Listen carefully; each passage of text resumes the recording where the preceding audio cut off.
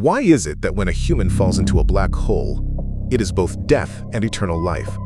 Alice and Bob are two astronauts. While carrying out a mission in space, they approach a black hole. Suddenly, Alice's thruster malfunctions. She is pulled by the black hole's gravity and begins drifting toward it. As one gets closer to the event horizon, time passes more and more slowly.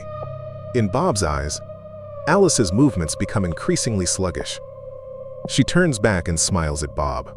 That smile slowly freezes, forever captured like a photograph. But what Alice actually experiences is an entirely different reality.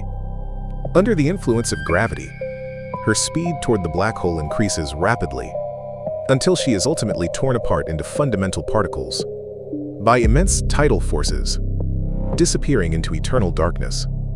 This is the black hole life and death paradox, proposed by Stephen Hawking. It reveals to us the physical nature of black holes. Because their mass and gravity are extraordinarily strong, not even light can escape. Once a person approaches a black hole, their speed approaches that of light. According to Einstein's theory of relativity, since time and space are relative, their scales differ depending on the observer's velocity. For Bob, who remains far from the black hole's gravity, the space-time around him is only weakly affected. To him, time is a straight line from past to future. Therefore, the black hole and Alice both appear frozen in time. But for Alice, who is falling toward the black hole, as she gets closer, the light she emits takes longer and longer to escape. As a result, the light received by Bob on the spaceship slows down more and more until it vanishes completely. So Bob will never witness the moment Alice crosses the event horizon. When Alice reaches the event horizon, time and space tilt by 45 degrees. For her, time is no longer a straight line from past to future, but a diagonal line rising at a 45-degree angle, like the surface of a light cone. This explains why anything that crosses the event horizon can never escape. Once Alice passes through the horizon, compared to the outside world, time and space seem to exchange roles. Time now points downward, a direction that previously belonged to space. The event horizon is no longer a place, but a moment in Alice's past. And the center of the black hole is no longer a point, but an event in her future.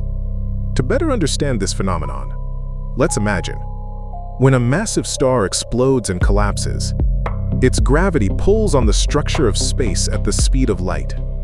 At the moment the black hole forms, it emits one final, ever-expanding bubble.